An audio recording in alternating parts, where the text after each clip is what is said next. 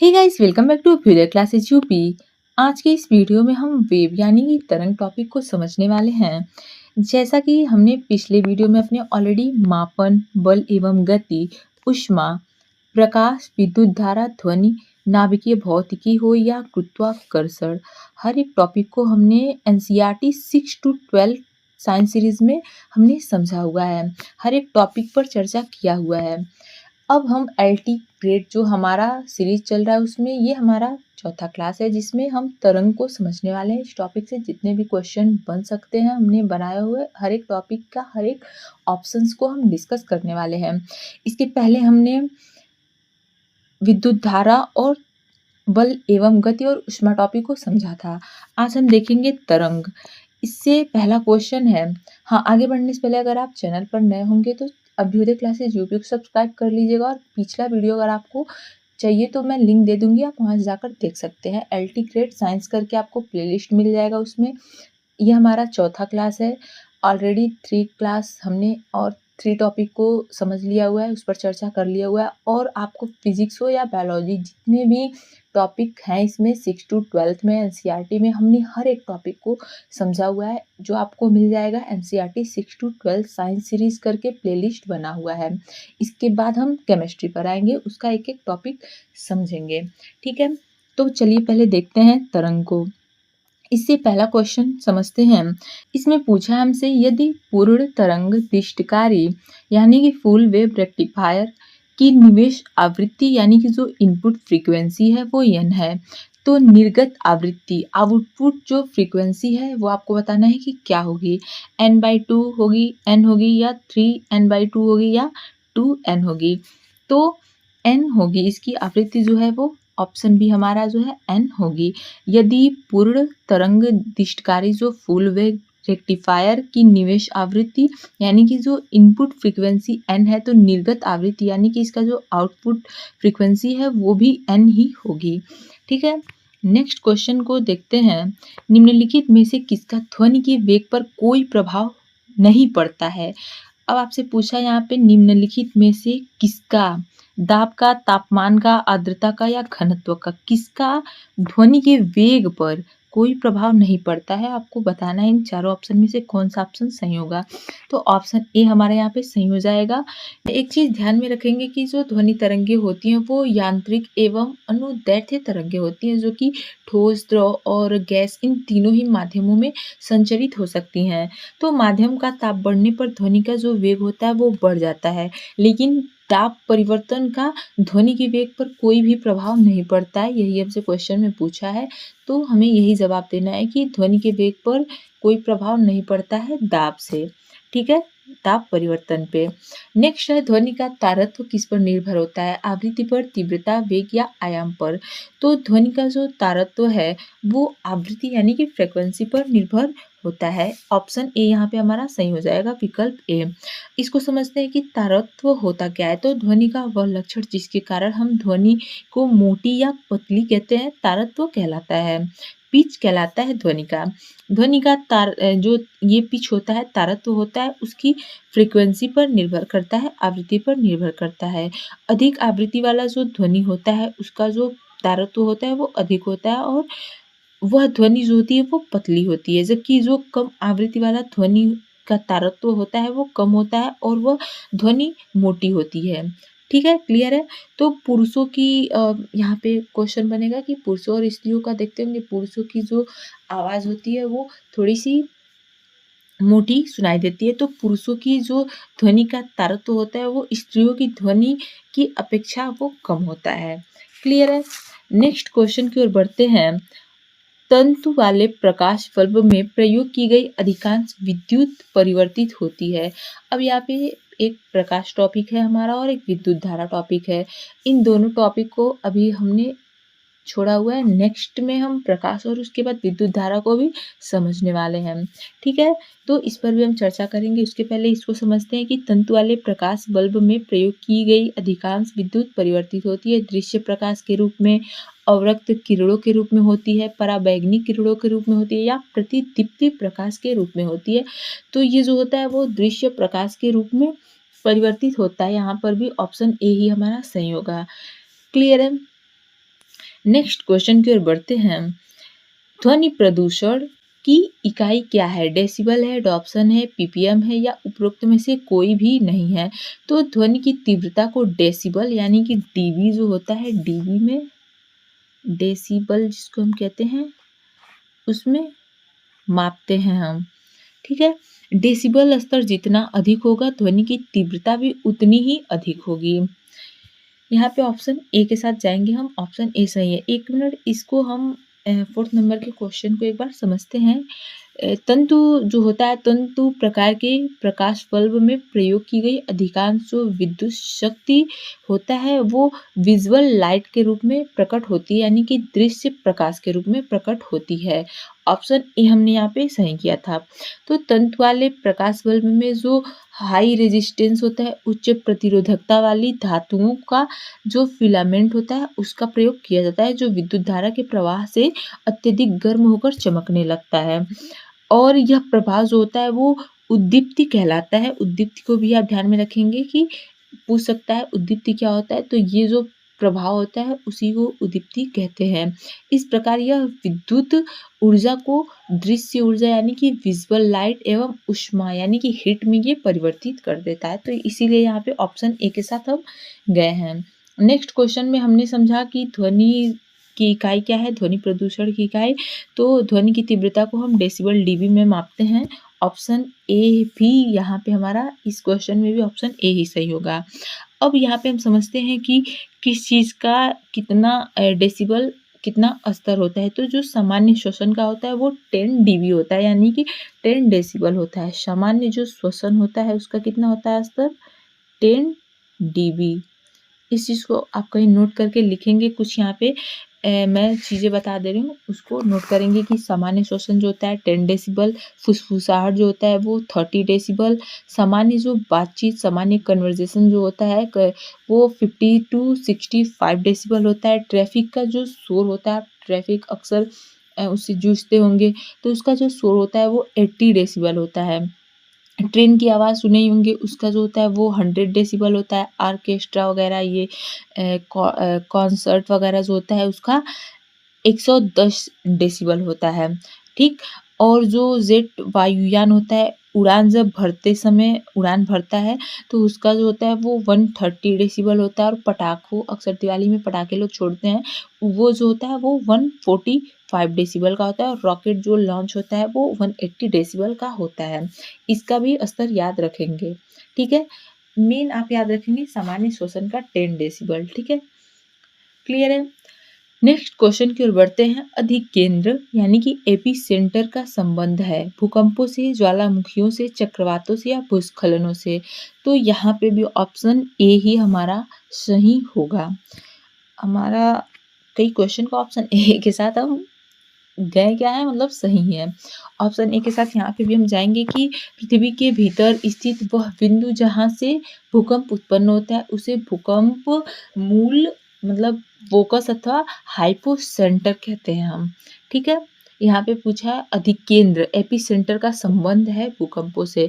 तो भूकंप मूल के ठीक ऊपर पृथ्वी की सतह पर स्थित वह बिंदु जहाँ ये भूकंपीय तरंगे जो सिस्मिक वेव्स होते हैं उसका अनुभव सबसे पहले होता है, उसी को अभिकेंद्र यानी कि एपिसेंटर वही कहलाता है।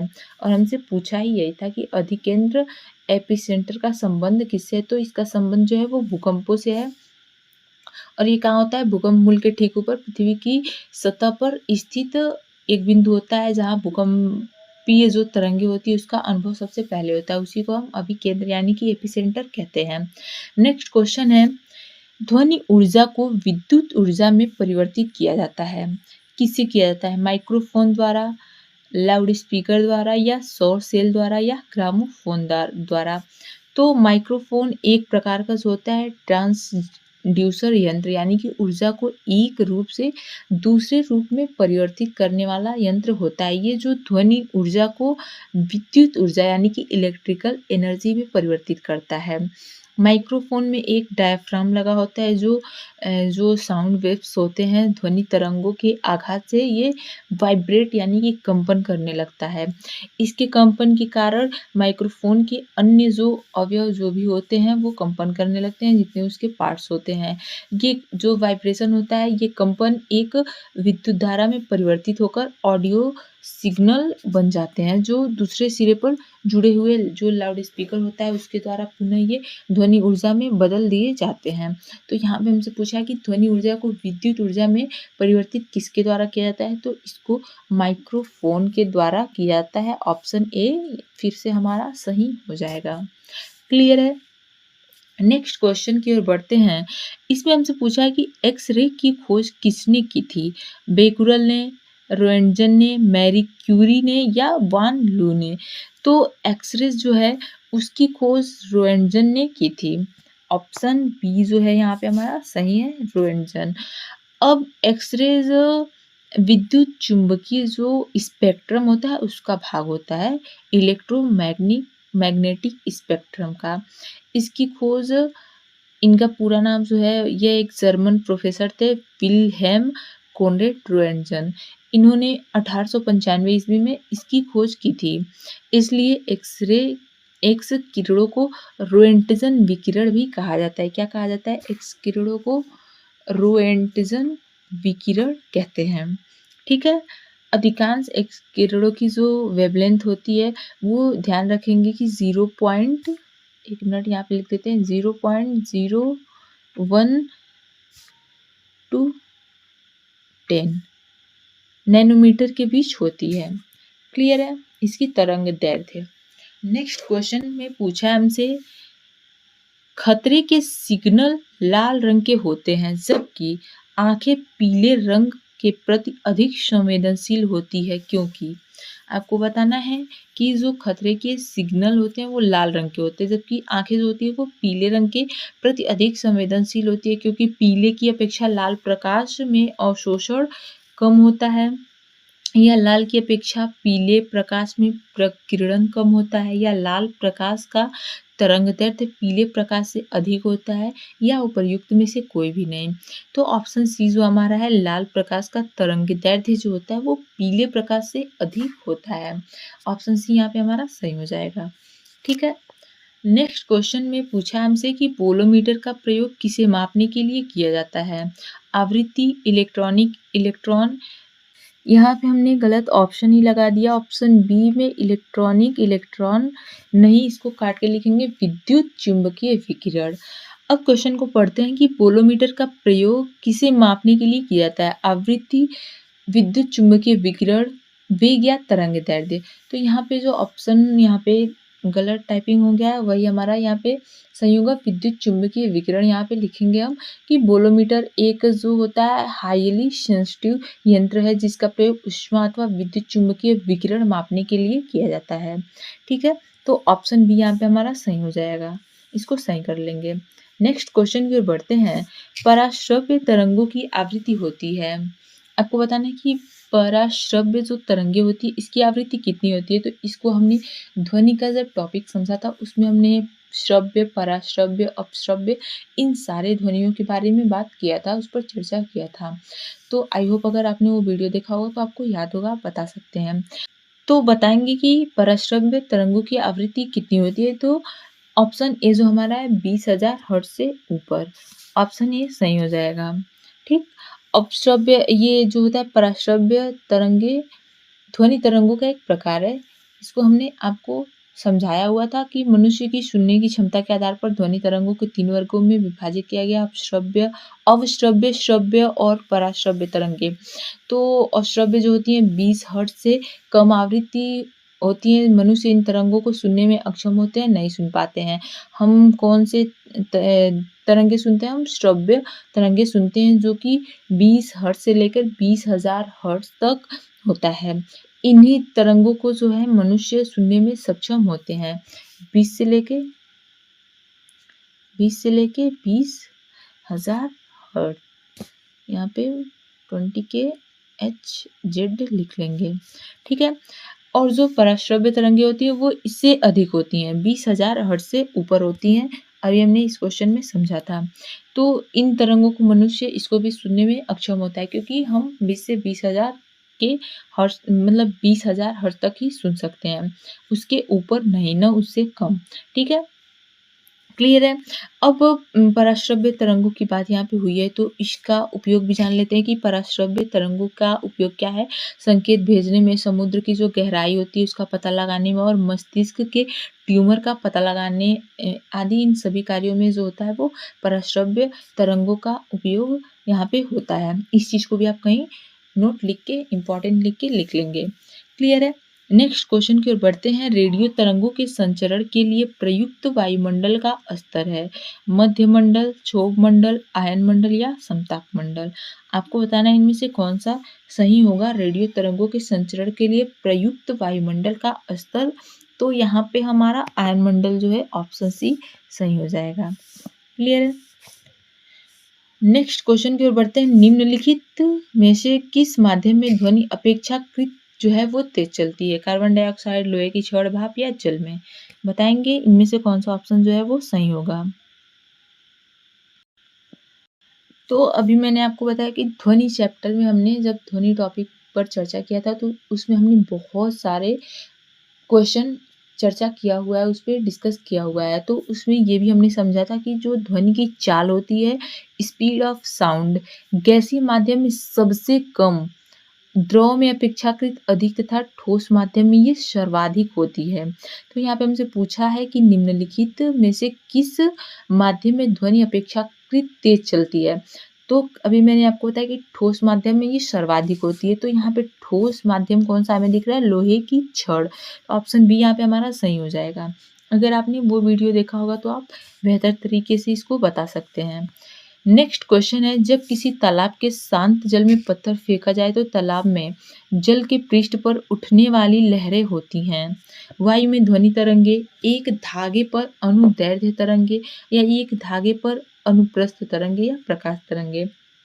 तो ये एक धागे पर अनुप्रस्थ तरंगे होती हैं। ऑप्शन सी यहाँ पे हमारा सही हो जाएगा।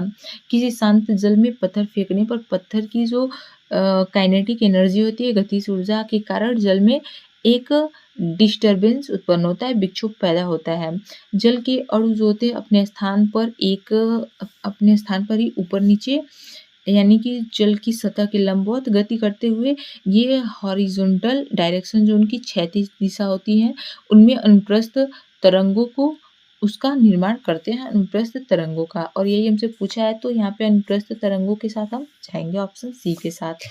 क्लियर है? नेक्स्ट क्वेश्चन में हमसे MRI मशीन में निम्नलिखित में से किसका प्रयोग किया जाता है ये पूछा है। कि जो MRI होता है, हमने सुना होगा अक्सर MRI कराने जा रहे हैं, चाहिए ये अक्सर आप किसी न किसी के मुंह से सुने होंगे अपने घर में। तो वही आपसे पूछा है कि उस मशीन में किसका प्रयोग किया जाता है? ध्वनि तरंग, एक्स किरण, पराश्रव्य तरंग या चुंबकीय तरंग? तो चुंबकीय तरंग का प्रयोग किया जाता है। ऑप्शन डी यहाँ पे हमारा सही होगा। चुंबकीय अनुनाद चित्रण यानी कि जो मैग्नेटिक रेजोनेंस इमेजिंग होता है, MRI मतलब इसका फुल फॉर्म MRI का होता है, एक चिकित्सकीय तकनीक है जिसके माध्यम से जो मानव शरीर है उसके आंतरिक अंगों के चित्र निर्मित किए जाते हैं, दिखाए जाते हैं। MRI मशीनों में ये स्ट्रॉन्ग मैग्नेटिक फील्ड जो है तथा रेडियो तरंगों का प्रयोग किया जाता है। प्रबल चुंबकीय क्षेत्र और रेडियो तरंगों का इसमें प्रयोग किया जाता है। तो ऑप्शन डी यहाँ पे हमारा सही होगा। नेक्स्ट क्वेश्चन की ओर बढ़ते हैं। शिकार अथवा मार्ग की बाधाओं का पता लगाने के लिए चमगादड़ एवं डॉल्फिन किस परिघटना का प्रयोग करते हैं? ध्वनि का अपवर्तन, विस्पंदों का बनना, ध्वनि का प्रकीर्णन या प्रतिध्वनि निर्धारण किसका प्रयोग करते हैं? बताएंगे।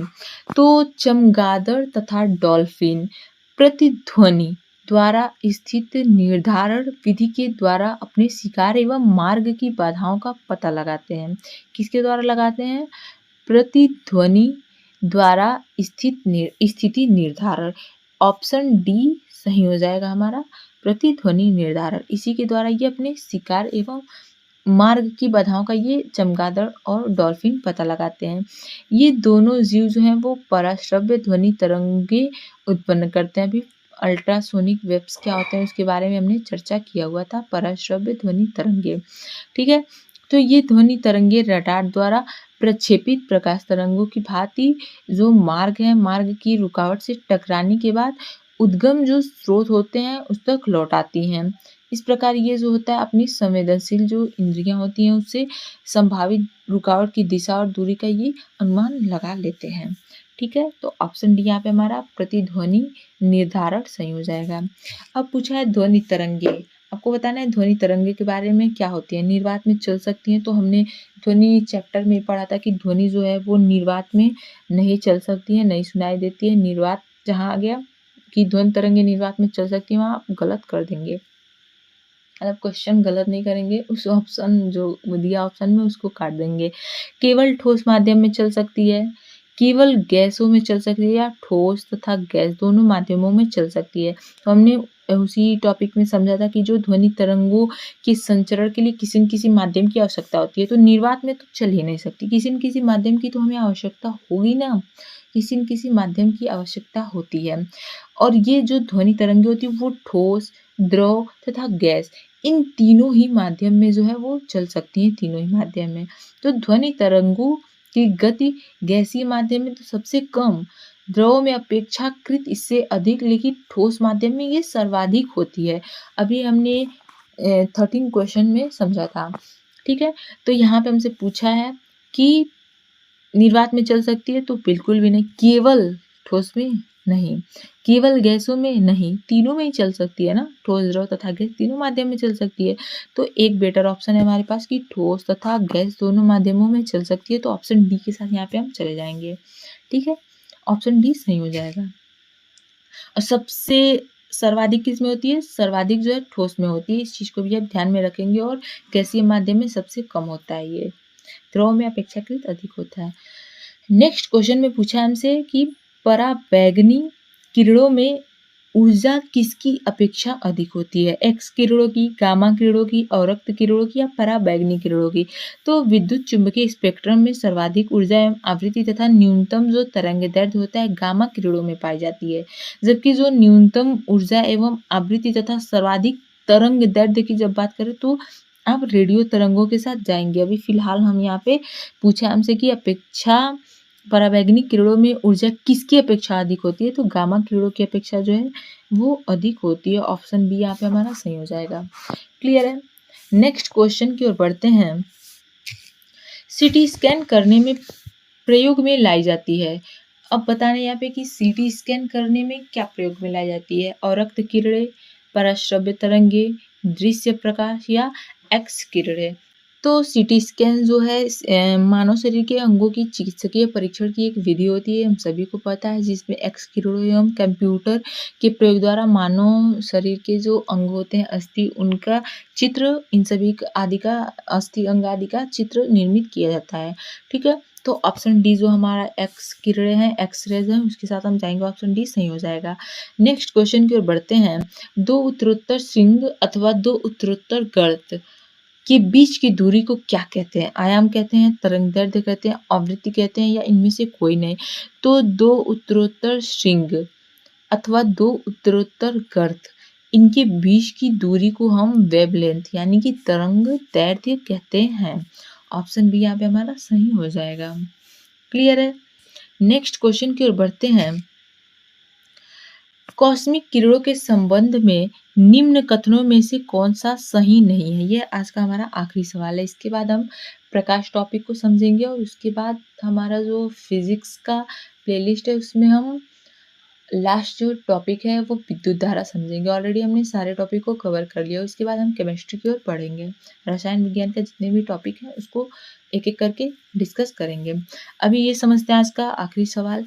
हाँ, अभी तक अगर आपने चैनल को सब्सक्राइब नहीं किया हो तो एक बार चैनल को अवश्य सब्सक्राइब कर लेंगे, और वीडियो आपको हेल्पफुल लगी होगी, समझ में आया होगा, पसंद आई होगी तो लाइक और शेयर भी जरूर कर देंगे।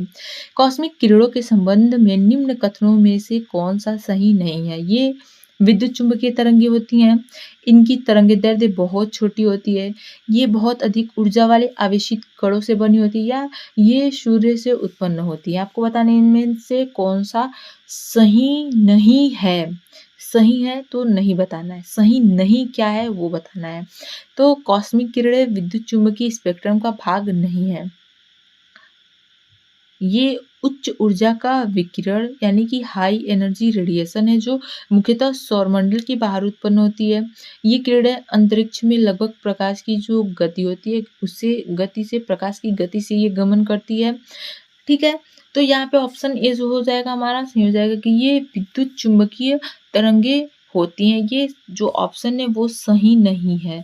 तो हमें सही नहीं पूछा था तो यही ऑप्शन सही हो जाएगा। बाकी तीनों ऑप्शन तो सही ही है। तो ये तीनों गलत हो जाएँगे, इनके साथ हम नहीं जाएँगे। अब यहाँ पे हमको बताना है आप एक चीज़ ध्यान में रखेंगे कि जो कॉस्मिक किरणें होती हैं वो 1912 में सन 1912 में एक वैज्ञानिक विक्टर हेस थे उनके द्वारा ये की गई थी, ठीक है? तो इस चीज़ को भी आप विक्टर हेस को भी अपने माइंड में रखेंगे, इनका नाम भी ध्यान में रखेंगे। सो गाइज़ आज के वीडियो में बस इतना ही। ये था आज का हमारा आखिरी क्वेश्चन। मिलते हैं कल नेक्स्ट जो टॉपिक होगा हमारा अभी मैंने आपको बताया प्रकाश होगा। मिलते हैं कल के वीडियो में, तब तक के लिए प्लीज़ चैनल से जुड़े रहेंगे। जाते वक़्त अभी क्लासेस यूट्यूब सब्सक्राइब करना नहीं भूलेंगे, ज़रूर करते जाएँगे। धन्यवाद।